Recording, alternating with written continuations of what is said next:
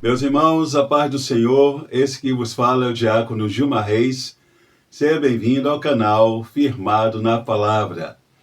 E hoje estaremos estudando a lição de número 8, que tem por título Despedida em Éfeso, entre lágrimas e alertas. Na lição de hoje, iremos refletir sobre o discurso de despedida do apóstolo Paulo aos anciãos da igreja de Éfeso, onde ali ele irá exortá-los a cuidar do rebanho do Senhor, alertando-os sobre os lobos cruéis que surgiriam entre eles e os homens que falariam coisas perversas com o intuito de desviar os discípulos do caminho. E o texto áudio da lição, que está lá em Atos capítulo 20, versículo 28, diz assim: Olhai, pois, por vós e por todo o rebanho sobre que o Espírito Santo vos constituiu bispos, para apacentardes a igreja de Deus, que ele resgatou com o seu próprio sangue. Atos capítulo 20, versículo 28. Verdade prática: a igreja é preservada quando líderes vigilantes cuidam do rebanho com fidelidade à palavra e submissão ao Espírito Santo. E a palavra-chave da lição é advertência, que é o ato ou o efeito de advertir, de chamar a atenção de alguém, repreensão. No caso do apóstolo Paulo, em Mileto, ele advertiu os líderes, os anciãos da igreja, para a responsabilidade que tinham sobre o rebanho do Senhor. E o texto bíblico em classe está lá em Atos capítulo 20, versos 17 ao 25 e 36 ao 38. E os objetivos da lição são: conduzir a classe a compreender e valorizar a fidelidade cristã, orientar a classe a discernir erros e fundamentar-se na sã doutrina, encorajar a classe a aplicar vigilância e amor no serviço cristão. E aqui chegamos na introdução da lição. Esta lição acompanha a comovente despedida do apóstolo Paulo dos presbíteros de Éfeso, em Mileto, antes de sua saída definitiva da Ásia.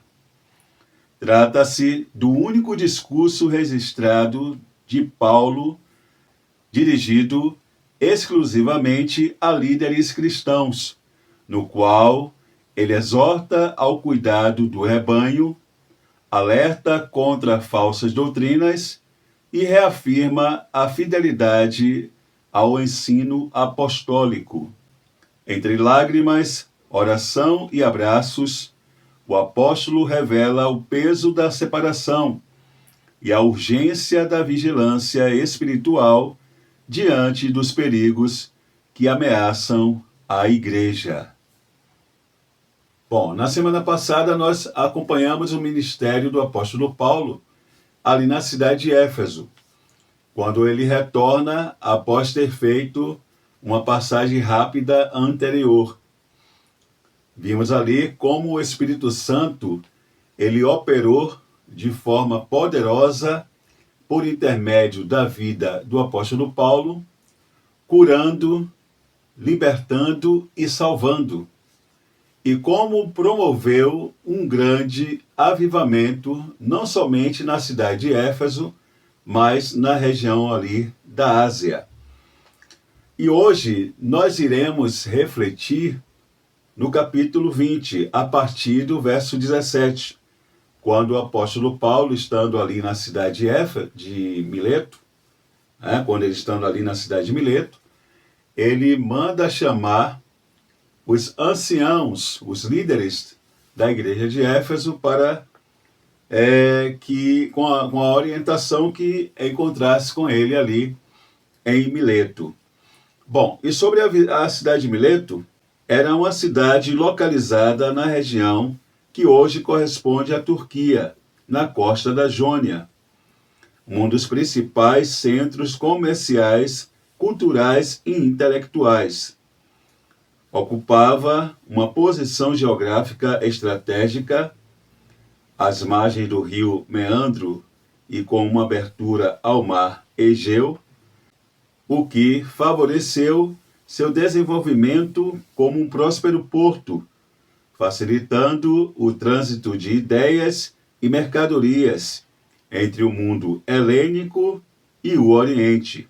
Lá, de filósofos pré-socráticos como Tales e Anaximandro, que deram contribuições significativas para o nascimento da filosofia grega. Foi nessa cidade que o apóstolo Paulo, depois de discursar em Troade e ressuscitar pelo poder do Espírito o jovem Eutico, fez seu discurso de despedida, exortando e orientando os líderes da igreja de Éfeso sobre os eventos do presente e do futuro da igreja do Senhor. E aqui chegamos ao tópico 1 da lição. O ministério de Paulo como exemplo de fidelidade. Sobre o tópico 1, um ministério vivido com coerência e entrega. Bom, e quando Paulo está ali em Mileto, né, como nós já dissemos, onde ele já está ali, ele pede para chamar os anciãos, os líderes da igreja de Éfeso. E ali ele vai iniciar o seu discurso apresentando o seu ministério como testemunho vivo de fidelidade ao Senhor. E aqui está o primeiro ponto para nós refletirmos. Será que a semelhança do apóstolo Paulo, nós obreiros, ministros, estamos em condição de apresentar o nosso ministério como testemunho vivo de fidelidade ao Senhor? Como testemunho de ética e coerência?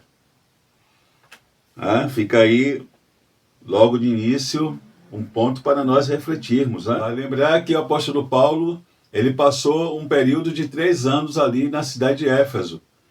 E desses 3 anos, 2 ele passou ensinando, discipulando, capacitando homens e mulheres na escola de Tirano, como nós vimos a semana passada. Então, aquele grupo que estava ali, de líderes, provavelmente, é quase que certo, que haviam sido discípulos de Paulo. Ele havia os capacitado.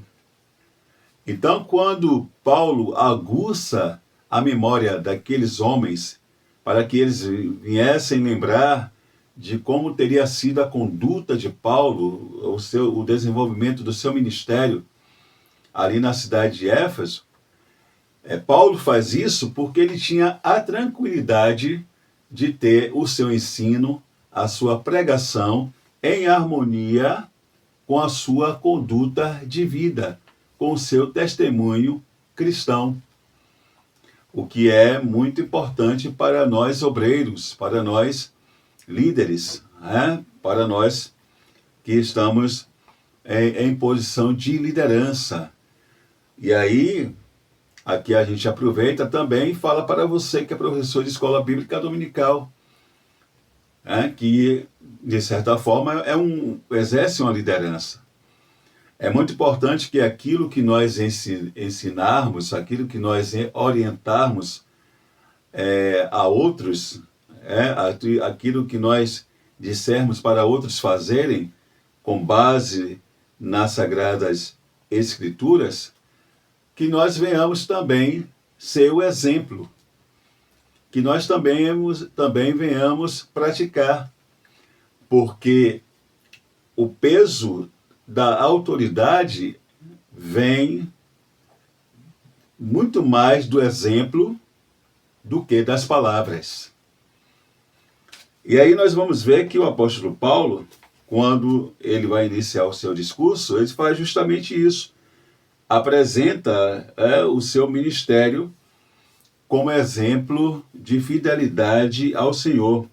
É o que nós podemos conferir lá no verso 18, quando ele diz assim, capítulo 20, verso 18, quando ele diz assim: e logo que chegaram junto dele, disse-lhes: vós bem sabeis, desde o primeiro dia em que entrei na Ásia, como em todo esse tempo me portei no meio de vós.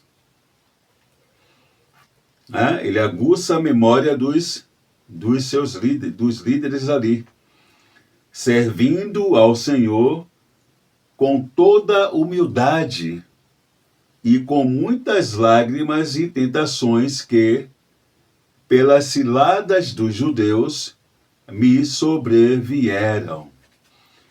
Então, o primeiro ponto aqui, com toda humildade, uma virtude que deve ser evidenciada na vida do cristão, na vida do obreiro, na vida do líder espiritual.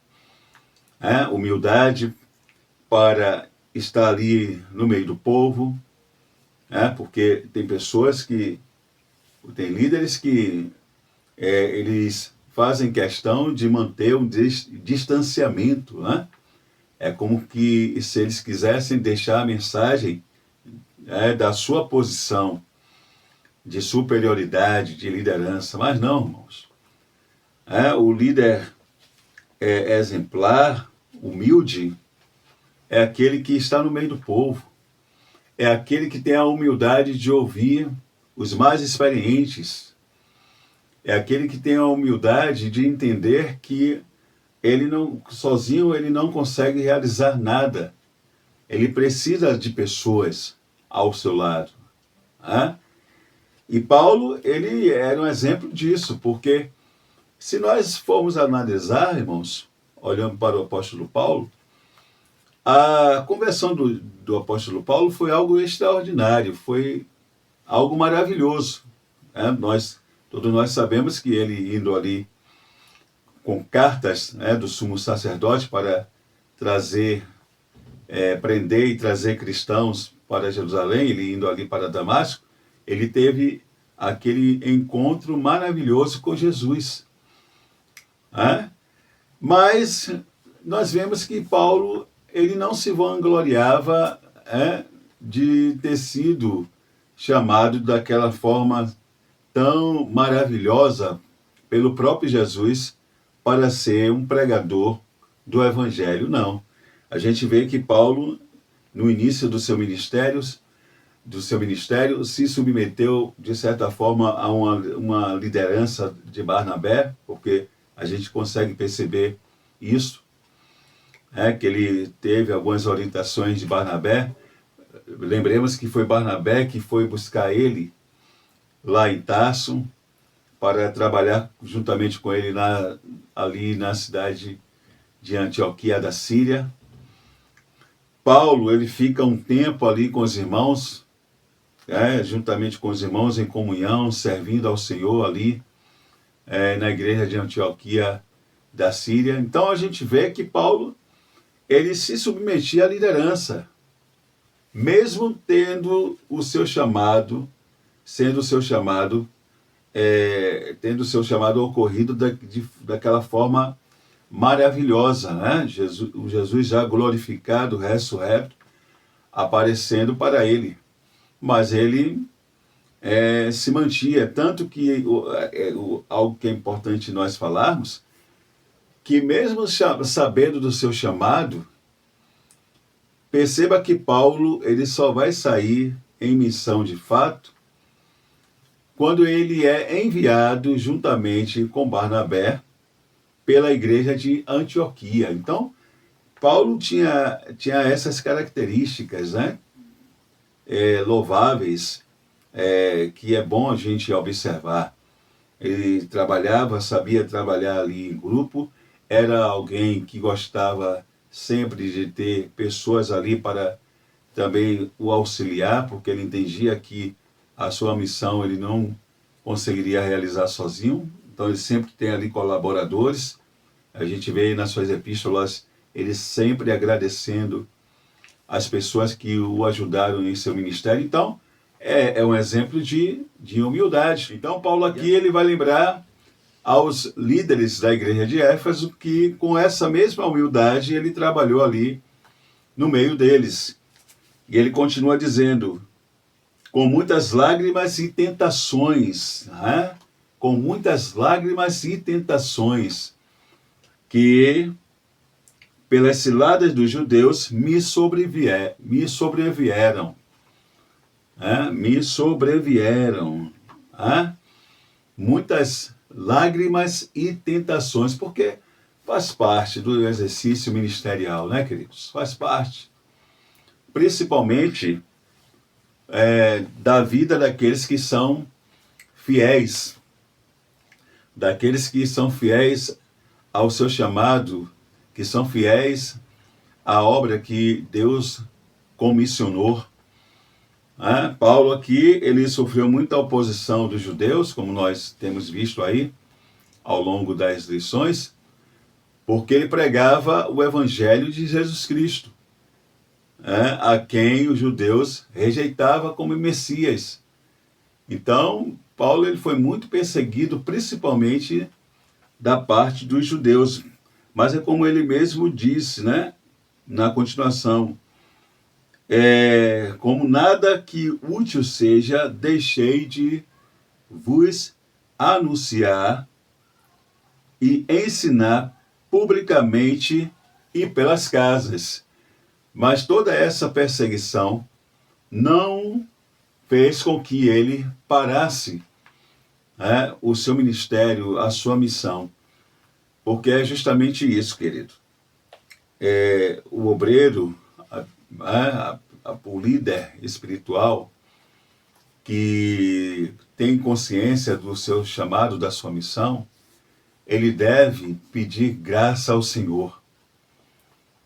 Ele deve pedir graça ao Senhor, pedir forças, pedir que o sustente, para que ele continue perseverante no exercício do ministério, no exercício do chamado, da missão. E é como o comentarista da lição, ele mesmo vai dizer aqui, que o verdadeiro ministério, ele nasce do quebrantamento e da perseverança. Porque a perseguição, a oposição, os levantes, faz parte. Até porque, como nós sempre fazemos questão de salientar, a nossa luta não é contra a carne nem o sangue. O líder espiritual, o pastor da igreja, ele tem que sempre lembrar disso, que ele está ali em uma batalha constante, porque ele está tratando do rebanho do Senhor, da igreja imaculada do Senhor. Uma parte ali do rebanho, do grande rebanho, que está aos seus cuidados, que um dia ele prestará conta. Então, ele tem que estar cônscio que o príncipe desse mundo, o inimigo das nossas almas, ele sempre vai se levantar de todas as maneiras, usando inclusive os de dentro da comunidade, porque na época de Paulo, a perseguição da parte dos judeus era pelo fato de ele pregar, apresentar Jesus como Messias. Hoje, no nosso contexto, os pastores, a gente vê aí pastores enfrentando oposição por diversos motivos.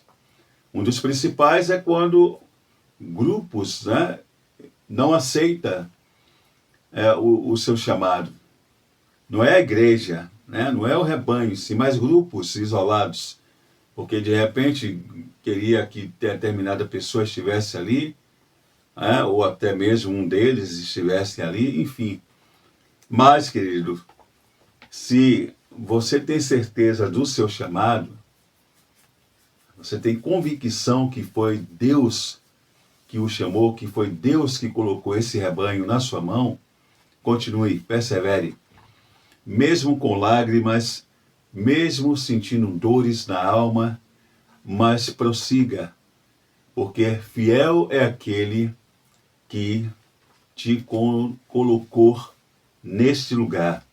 Ele é fiel para confirmar, ele é fiel para garantir a sua permanência, né, até o dia que ele quiser que se desloque daí e vá para agora pastorear um outro rebanho.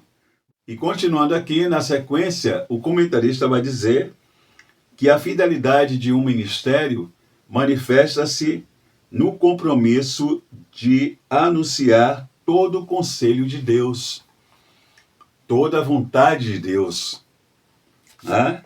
Sem omitir verdades, proclamando arrependimento para com Deus e fé em Jesus Cristo, porque esse é o genuíno evangelho.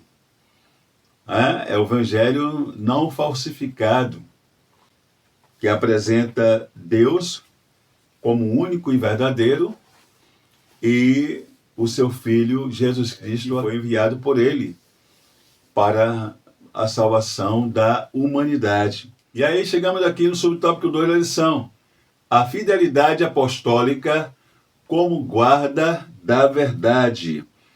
Bom, a fidelidade apostólica envolve zelo pela sã doutrina e vigilância contra o erro. E aí eu gostaria de ler aquela passagem que está lá em 2 Timóteo, capítulo 2, versículo 15, que diz assim: procura apresentar-te a Deus aprovado, como obreiro que não tem de que se envergonhar, que maneja bem a palavra da verdade.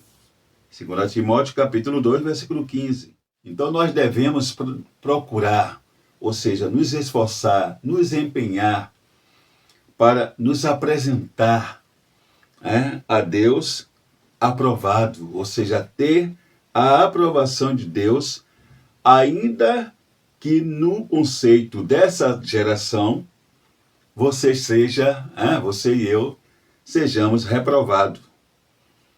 Dessa geração que tende a ajustar as verdades bíblicas ao seu agrado. Nós devemos andar contramão, zelando pela sã doutrina e identificando e combatendo erros. Agora, nós só conseguiremos identificar o erro, estar em vigilância com relação ao erro e identificá-lo se conhecermos a verdade. É aí que entra a necessidade do obreiro, do líder espiritual, buscar se esmerar na Sagrada Escritura, buscar se aprofundar, ser um exímio estudioso, um exímio leitor da Bíblia. E aí, por extensão, a gente já aqui também ressalta a importância do curso teológico. E hoje em dia está tão fácil, queridos. Não que a gente vá enveredar em qualquer plataforma, em qualquer instituição, não. De preferência que você, se a sua instituição ela oferece, que você estude no curso presencial que ela oferece, o curso teológico. Mas se porventura ela não ofereceu, que já é uma falta, nós temos plataformas seríssimas, reconhecidas pela convenção, com pastores sérios, com professores que são pastores sérios, com compromisso com a verdade, com compromisso com as Sagradas Escrituras e com preços acessíveis. Então, busque, se você tem um chamado, principalmente um chamado pastoral, busque o conhecimento bíblico, se aprofundar nas Escrituras, para que você esteja preparado para amanhã alimentar o rebanho com o leite racional, não falsificado, e se preparar e preparar o rebanho para identificar e rejeitar o erro. Porque é como o comentarista diz, que Paulo, ele sabia que apenas a verdade do Evangelho seria capaz de confrontar falsas doutrinas e preservar a igreja. Por isso, líderes são chamados a ensinar com firmeza, mansidão e discernimento. Mas para isso precisamos ser conhecedores da palavra.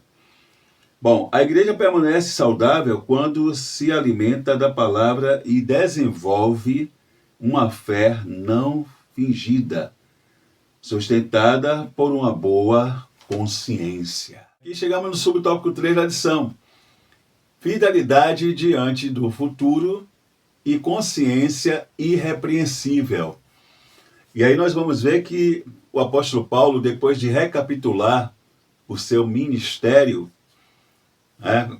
como foi o desenvolvimento do seu ministério ali na cidade de Éfeso, enquanto estava ali com os irmãos, ele agora vai revelar aquilo que ele já havia resolvido em seu espírito, que era de ir para Jerusalém, mesmo tendo consciência do que ele teria que, porventura, enfrentar naquela cidade. É o que nós podemos inferir lá no verso 22 a 24, do capítulo 20 de Atos, quando ele diz assim: E agora eis que, ligado eu pelo Espírito, vou para Jerusalém, não sabendo o que lá me há de acontecer, sendo o que, senão o que o Espírito Santo, de cidade em cidade, me revela, dizendo que me esperam prisões e tribulações. Então, o Espírito Santo de Deus já havia testificado nele que o que, por certo, ele iria encontrar em Jerusalém, teria que enfrentar em Jerusalém, é o que ele já vinha enfrentando em suas viagens, como nós temos aí acompanhado. Perseguições, oposições, prisões, como aconteceu em Filipos, açoites, sofrimento por causa do Evangelho. Mas aqui era um homem que sabia quem havia o comissionado e para que o havia comissionado. E é por isso que ele diz, no verso 24, mas em nada tenho a minha vida por preciosa, contanto que cumpra com alegria a minha carreira e o ministério que recebi do Senhor Jesus, para dar testemunho do Evangelho da graça de Deus. Então, para Paulo, o motivo, a razão da sua vida era cumprir a sua missão. A missão para a qual Deus havia o comissionado, que era pregar o Evangelho a todos os povos. E então, ele estava disposto a cumprir essa missão, custe o que custasse, acontecesse o que acontecesse, porque é como ele diz, ele não tinha a vida dele por preciosa. A motivação principal dele era cumprir o seu ministério, a sua carreira. E aí fica para nós a seguinte reflexão: até onde estamos dispostos a sofrer por causa do Evangelho, por causa do nosso chamado? né? Até onde estamos dispostos a entregar a nossa vida em prol do cumprimento do chamado de Deus, em particular para cada um de nós, em prol da proclamação do Evangelho. Será que nós podemos tomar para nós e fazer uso das palavras do apóstolo Paulo e dizer que em nada temos a nossa vida por preciosa? E cair mais uma reflexão para nós, né? Pois essa lição, ela realmente, o Espírito Santo, ele ministra em nossos corações para refletirmos a nossa condição espiritual e o quanto estamos comprometidos com o Evangelho. E aqui chegamos no tópico 2 da lição: advertências aos presbíteros contra os falsos mestres. Subtópico 1, o Espírito Santo como originador do ministério pastoral. E aqui nós vamos ver que Paulo, ele afirma que os líderes da igreja foram constituídos pelo próprio Espírito como bispos ou episcopos, isto é, supervisores do rebanho.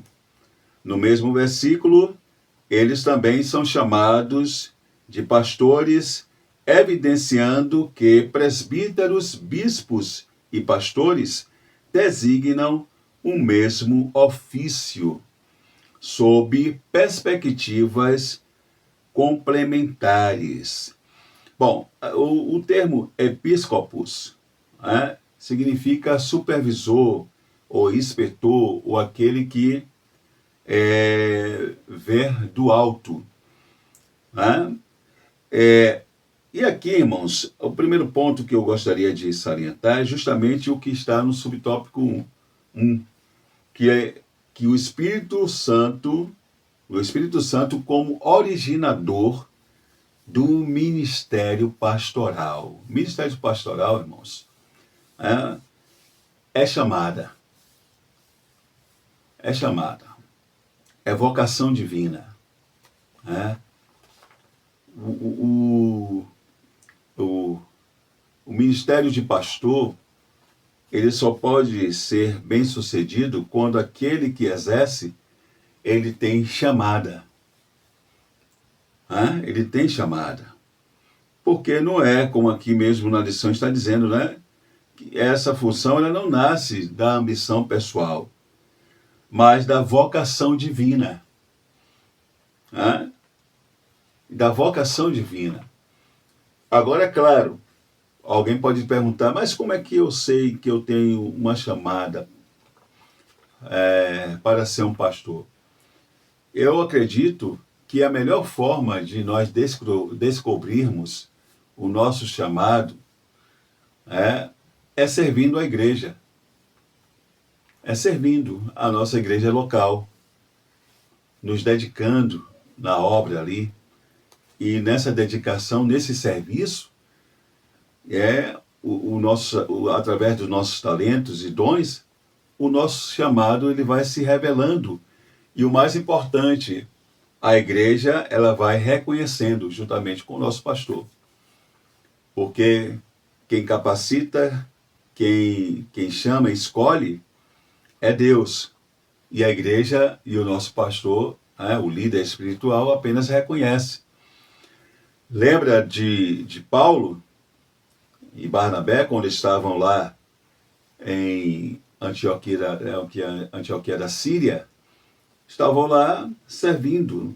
A gente viu lá no capítulo 13 de Atos, que Lucas inicia ali dizendo que eles estavam ali servindo, em consagração, em jejum e servindo.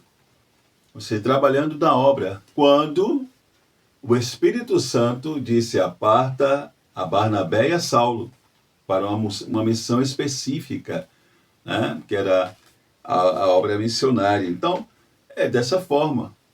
A gente vai servindo a igreja do Senhor E nós vamos, né? O nosso chamado ele vai sendo revelado, né? Para nós, e a igreja também vai reconhecendo. Agora, uma outra coisa que é necessário entender, e aproveitando, é que nós entendermos que nem todos serão pastores. Nem todos serão pastores. Né? Isso é preciso estar bem claro na mente, principalmente dos obreiros, porque o que a gente vê por aí é pessoas que, pelo simples fato de serem separadas para fazer parte do rol dos obreiros, auxiliar, diáconos, aí entender que agora eu vou batalhar para ser porque eu vou ser um pastor, vou chegar à posição de pastor. Querido, é um desejo nobre, Deus se agrada, mas quando é o seu chamado? Então, não queira estar nessa posição simplesmente por achar bonito, pelo status, pelo destaque. Não, não vá por esse caminho, porque senão você não vai aguentar, você vai recuar. Mas porque se for pelo chamado, pela vocação, eu garanto que mesmo em meio a sofrimentos, a tribulações, porque o exercício ministerial do pastor, de todo o obreiro, né? Tudo isso vem acompanhado, mas quando é pelo chamado, aí pelo amor, porque quando é chamado, vem o amor, pela causa, aí consegue, né? Consegue, pela graça de Deus, se manter. Mas, se for buscando interesses próprios, aí, meu irmão. Então, a primeira coisa que a gente precisa entender é isso, que nem todos serão pastores.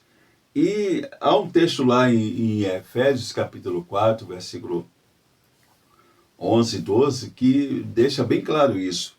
Quando lá diz assim, e ele deu uns como apóstolos, e outros como profetas, e outros como evangelistas, e outros como pastores e mestres, tendo em vista o aperfeiçoamento dos santos para a edificação do corpo de Cristo. Então, nem todos serão chamados para pastores. E agora é como eu falei anteriormente, o desenvolvimento, o seu serviço na obra do Senhor é que vai revelar isso, né? Se sim ou se não. Mas é preciso entender isso, que nem todos foram chamados para pastorear. E é como um comentarista da lição aqui, ele vai dizer, esta função não nasce da ambição pessoal, mas da vocação divina, o que torna a responsabilidade ainda maior, porque é uma grande responsabilidade. Como aqui vai dizer, nós estamos tratando com um rebanho que pertence a Deus e foi adquirido com o sangue de Cristo. Por isso, antes de cuidar dos outros, o líder deve zelar por sua própria vida espiritual e testemunho. Porque, irmãos, cuidar do rebanho do Senhor é coisa muito séria. E aí nós vamos até lembrar do que Paulo, ele aconselha, né, aos pastores, aqueles que estão na posição de liderança, que está lá, que é o nosso textuário, né? Atos capítulo 20, versículo 28, quando ele diz assim, olhai, pois, por vós e por todo o rebanho sobre que o Espírito Santo vos constituiu bispos, para apacentardes a igreja de Deus, que ele resgatou com seu próprio sangue. Então, primeiro, meu amado irmão, meu amado pastor, líder, espiritual, cuide de si. Veja a sua condição espiritual, como está a sua condição emocional. Coloque-se diante de Deus nesse sentido, para que esteja bem e para cuidar do rebanho. Porque aí entra a questão do amor próprio, né? Como é que eu vou amar alguém ou ter amor por pessoas de forma genuína, exercer um amor, dispensar amor adequado, se eu não me amo, se eu não tenho um amor próprio adequado? Então, nesse texto aqui, Paulo está chamando a atenção para isso. O líder espiritual, ele precisa primeiro ver a sua condição, cuidar da sua vida espiritual, da sua vida emocional, para depois olhar o rebanho, porque o rebanho ele não foi comprado com sangue de bodes ou novilhos, mas com o sangue de Jesus Cristo, que foi derramado na cruz do Calvário, que nos redimiu dos nossos pecados e nos resgatou do reino das trevas para a sua maravilhosa luz. Então é a grande responsabilidade.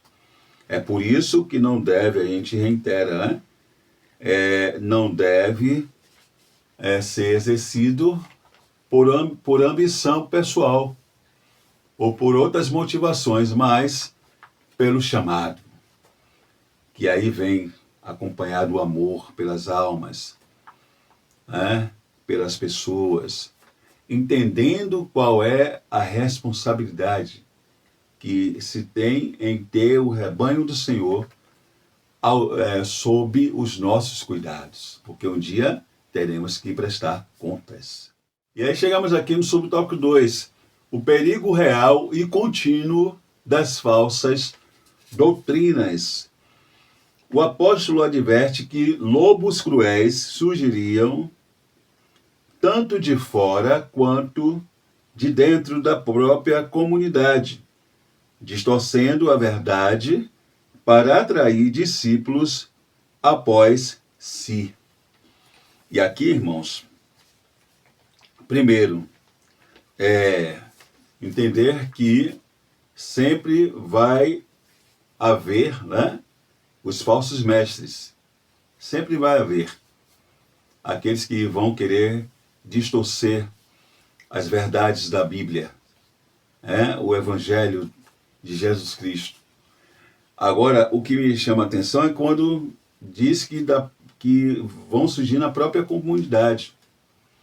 E aí, dentro do nosso contexto, fica aí o alerta para os pastores, coordenadores de escola bíblica dominical: tenham cuidado com quem vocês colocam na frente de uma classe.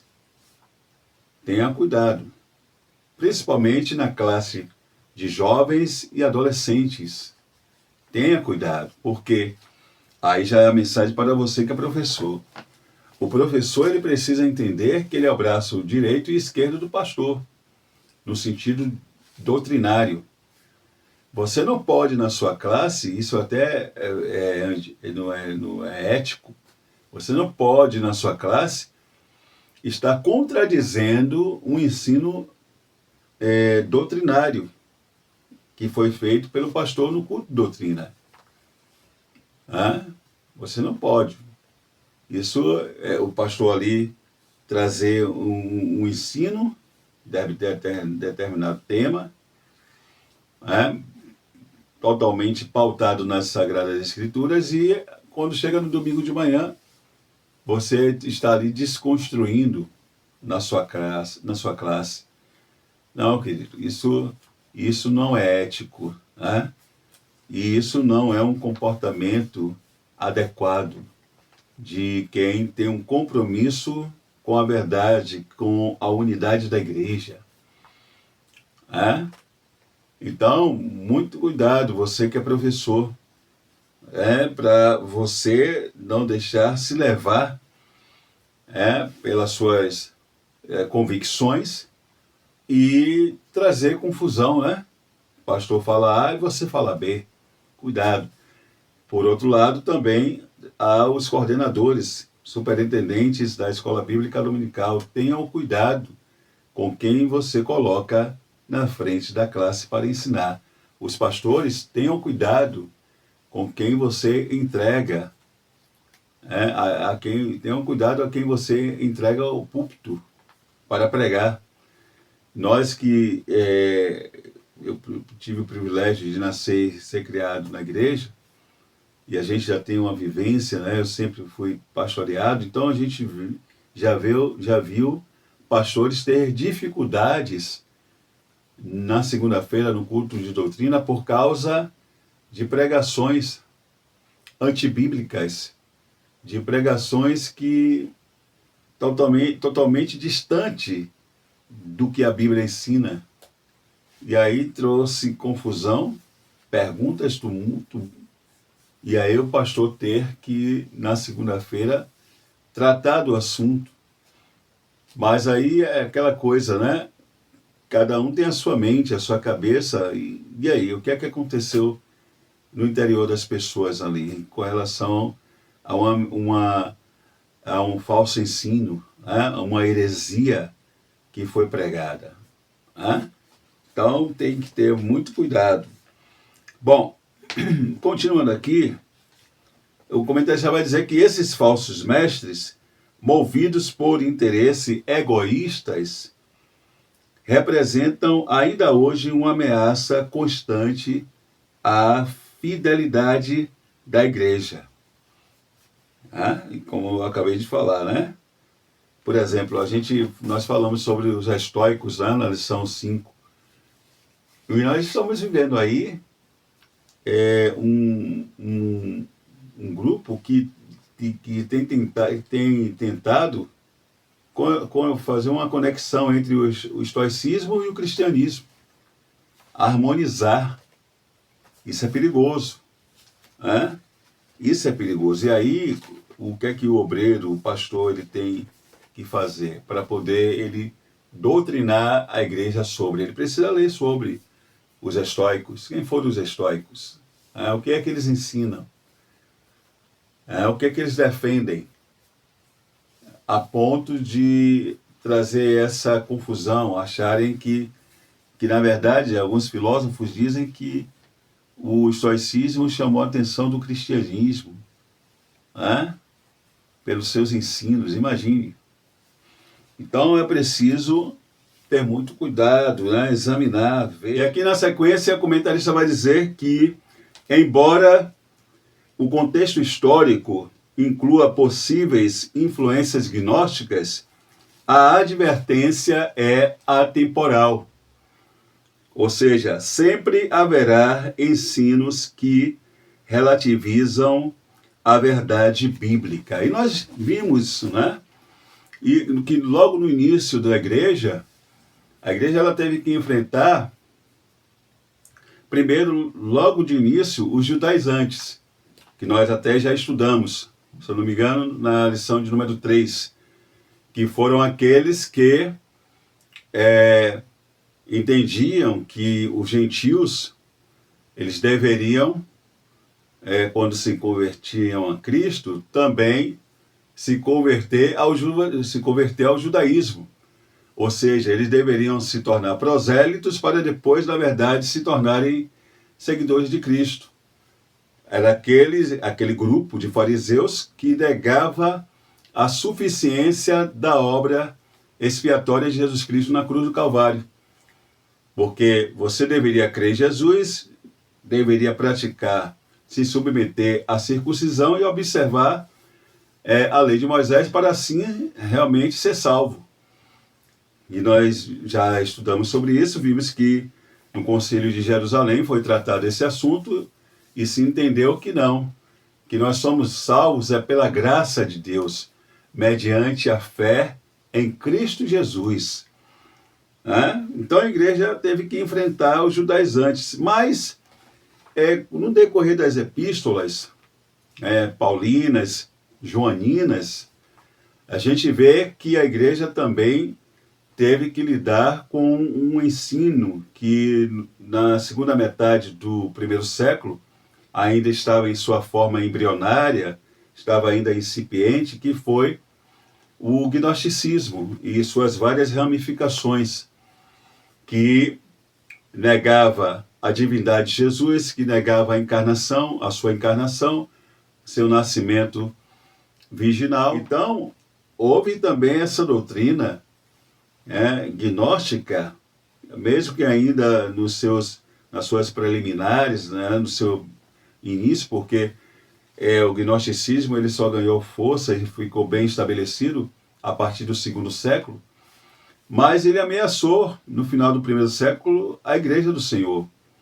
Quando nós lemos ali, principalmente a primeira carta de João, a gente percebe isso, quando João enfatiza tanto a encarnação de Jesus. O quarto evangelho, quando fala, né, e o verbo se fez carne e habitou entre nós, e vimos a sua glória como a do unigênito do Pai. Tudo isso era porque, além da questão do logos, né, que os gregos tanto discutiam sobre, havia também essa questão desse pensamento gnóstico. Paulo, quando escreve aos Colossenses, também trata disso, desse conhecimento eletivo, que um dos viés dessa doutrina defendia, né, que era um conhecimento que poucos obtinham. Então, era uma série de ensinos e heresias que foram disseminados no meio cristão. Tanto que teve um tempo que ficou-se difícil, né, os primeiros cristãos, discernir o que era o gnosticismo e o cristianismo puro e simples. Então, a igreja teve que enfrentar, no primeiro século, doutrinas que requeriam um cuidado muito grande e um conhecimento profundo da sã doutrina, para que pudesse, por parte dos líderes, para que a igreja se mantesse pura e protegida desses falsos mestres e seus ensinos. E por que não lembrar do século passado, que nós temos aí na história um grande exemplo do que um líder ele pode levar as pessoas fazerem, aos seus seguidores fazerem. Quem é que não lembra de Jim Jones, o fundador do Templo do Povo, nos anos 50, e que ficou conhecido pelo aquele massacre, daquele suicídio coletivo que ficou conhecido como Jonestown, em 1978, que cerca de 900 seguidores morreram por envenenamento, perderam ali suas vidas. Um pastor de Jones.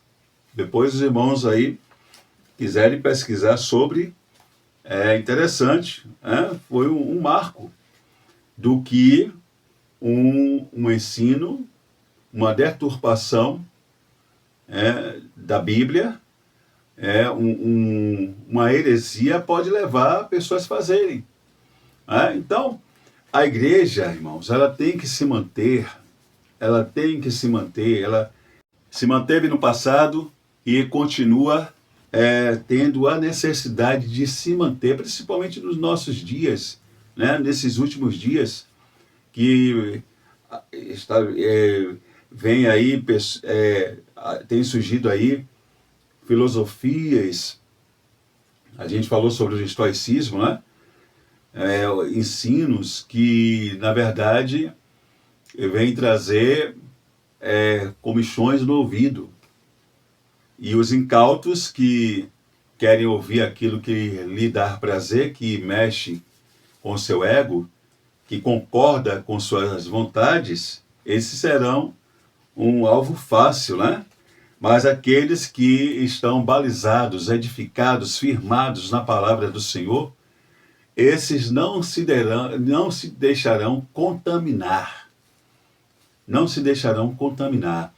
Existem muitos que têm se levantado aí para relativizar a palavra do Senhor, querendo fazer da Bíblia um livro de particular interpretação, a fim de encontrar amparo para as suas vidas pecaminosas, as suas condutas, as suas práticas que vão de encontro ao que o próprio Deus estabeleceu.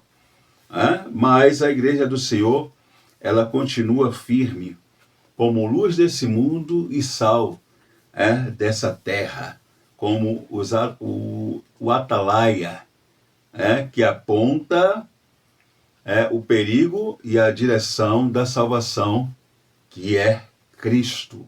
Chegamos aqui no subtópico 3 da lição, a vigilância espiritual como um dever permanente do pastor, que é tudo isso que nós já estamos falando, né, irmãos? A gente vai avançar aqui, não vamos nos deter aqui, mas aqui, diante desses perigos, Paulo exorta os presbíteros à vigilância constante, lembrando-lhes que por 3 anos advertiu a igreja com lágrimas. Vigiar implica cuidar, alimentar e proteger o rebanho com amor e fidelidade, seguindo o exemplo do bom pastor, que é Jesus. O bom pastor, que é Jesus. É interessante que quando a gente lê um pouco sobre ali a vida pastoril, dos tempos de Jesus, a gente aprende que os pequenos apriscos, eles eram construídos com pedras, com uma única passagem, que servia para entrar e para sair do aprisco, que não tinha porta, porque a porta era o próprio pastor. O próprio pastor se colocava ali, naquela interface, como porta, porque para proteger as ovelhas de predadores. Se o predador viesse, ele dava de cara com o pastor. Então aí Jesus, conhecendo que ele é mestre por excelência, pegava coisas do seu cotidiano, ele diz: eu sou o bom pastor dá a vida pelas suas ovelhas, porque era isso. O pastor, ele se colocava para enfrentar o perigo, as ameaças que vinha de encontro ao rebanho. E aqui chegamos no tópico 3 da lição, o cuidado pastoral de Paulo com os líderes da igreja. Subtópico 1, a palavra de Deus como fundamento seguro do ministério. Bom, nós vamos ver que ao concluir sua exortação, Paulo entrega os presbíteros a Deus e a palavra da sua graça, revelando o coração do cuidado pastoral, revelando o coração do cuidado pastoral, a centralidade das Escrituras. É o que nós podemos inferir quando nós lemos lá o verso 32 do capítulo 20 de Atos, quando ele diz assim: agora, pois, encomendo-vos a Deus e a palavra da sua graça, a ele que é poderoso para vos edificar e dar herança entre todos os santificados. Atos capítulo 20, versículo 32. Paulo faz isso, irmãos, porque somente a palavra de Deus pode nos edificar e enriquecer.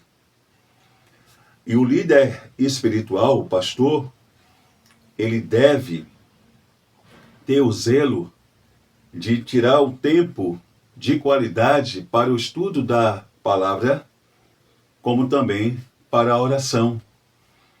Porque o rebanho, ele só será edificado pela palavra, pela sã doutrina, se o seu líder espiritual for.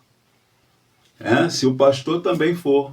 O rebanho só será bem alimentado se o pastor também for bem alimentado. De outra forma, não surtirá o efeito desejado. E aí nós seguimos aqui para o subtópico 2, que diz: exemplo de desprendimento e serviço cristão.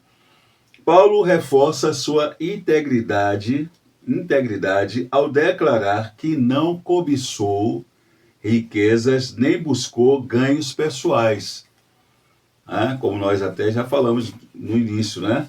do vídeo, que o interesse de Paulo sempre foi, a motivação dele sempre foi ganhar almas. Pelo contrário, trabalhou com as próprias mãos para suprir suas necessidades e ajudar os que estavam com ele. E nós temos um exemplo disso lá em Corinto, quando nós estudamos, né? Quando ele chega lá em Corinto, que encontra aquele casal Áquila e Priscila, que tinha o mesmo ofício que ele, eram fabricantes de tenda, e como nós podemos inferir do texto lá, que durante a semana eles trabalhavam e aos sábados estavam na sinagoga pregando. E Paulo, ele só vai dedicar-se de forma integral, em tempo integral, para o exercício do seu ministério, quando Silas e Timóteo chegam ali em Corinto, trazendo ofertas dos irmãos da Macedônia, que deveria ser um valor significativo, porque o texto vai dizer que a partir daí, Paulo ele vai se dedicar de forma integral, né, à pregação da palavra. Bom, mas a Bíblia ela tem várias passagens que defende que o obreiro ele é digno do seu salário. O pastor que ele se entrega, né, de forma em tempo integral para o serviço da igreja, ele tem direito a receber o seu salário. Claro que não deve ser coisa exorbitante, mas aquilo que dê para ele se sustentar e sustentar a sua família, porque o pastor, ele também tem família, né? E só para a gente corroborar com a Bíblia, veja as palavras do próprio Jesus lá em Lucas capítulo 10, versículo 7, quando ele envia ali os seus discípulos de dois em dois, e aí ele diz, né? E ficai na mesma casa, comendo e bebendo do que eles tiverem, pois digno é o obreiro do seu salário. Não andeis de casa em casa. Lucas capítulo 10, versículo 7. Aí nós vamos lá para 1 Timóteo capítulo 5, versículo 17 e 18. Paulo escrevendo a Timóteo, ele diz, né?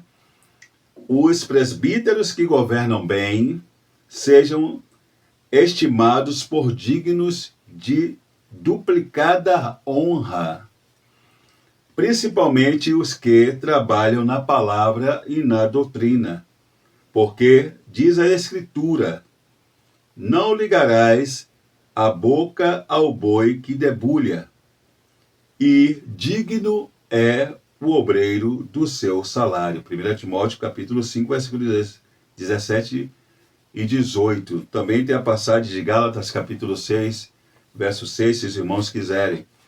Agora, Paulo, ele abria mão, né, desse direito para não gerar conflitos, principalmente ali em Corinto, né?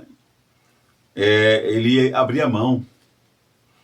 Mas, realmente, a palavra de Deus diz que o pastor que se dedica de forma integral, o obreiro que se dedica, ele deve sim receber o seu sustento, ele é digno de receber o seu sustento, até para que ele possa continuar servindo, a igreja. E aí chegamos aqui no subtópico 3, uma despedida marcada por amor, comunhão e lágrimas. O encontro termina em oração, lágrimas e abraços, revelando a profundidade do vínculo espiritual entre Paulo e os líderes de Éfeso. Afinal, Paulo passou ali, foi 3 anos, se dedicando, instruindo, ensinando. Então, é natural, né, irmãos, que eles estavam sentidos, né? Eles estavam muito sentidos, porque eram gratos a Deus pela vida de Paulo. Né? A gente, às vezes, para meditar, né? É bom a gente parar para meditar, se transportar, né? Se transportar. Bom, as suas lágrimas expressam sofrimento, zelo pastoral e amor sincero. Esse afeto mostra que a defesa da verdade jamais deve ser dissociada do amor cristão. Anos depois, infelizmente, né? Embora elogiada por sua firmeza doutrinária, né, a igreja de Éfeso seria advertida por ter abandonado o primeiro amor. É o que nós encontramos lá em Apocalipse capítulo 2, versículo 4. O próprio Jesus, por intermédio do apóstolo João, advertindo, né, a igreja, porque é o que fica de exemplo para nós. É o fato de estarmos vigiando constantemente. Constantemente, queridos, constantemente. O cuidado pastoral, portanto, exige equilíbrio entre verdade e amor. A igreja permanece viva quando guarda a sã doutrina, sem perder a chama da comunhão, da oração e da devoção sincera a Cristo. E chegamos aqui na conclusão da lição. O discurso de Paulo aos presbíteros de Éfeso permanece como legado espiritual para a igreja em todas as épocas. Nele aprendemos que a firmeza na palavra, a vigilância espiritual e o amor pastoral são o maior antídoto contra as falsas doutrinas e a apostasia. A igreja de hoje necessita de líderes e membros comprometidos com a verdade do Evangelho, dispostos a servir com integridade e a cuidar do rebanho de Deus. Assim, a fidelidade bíblica continua sendo o caminho seguro para preservar a Igreja do Senhor em meio aos desafios de cada geração. Muito bem, queridos, chegamos ao final de mais um vídeo. Se você gostou desse vídeo, deixa aí o seu like, o seu comentário. Se você ainda não é inscrito em nosso canal, se inscreva, tá bom? Que Deus continue abençoando você, sua família, seu ministério e até a próxima lição.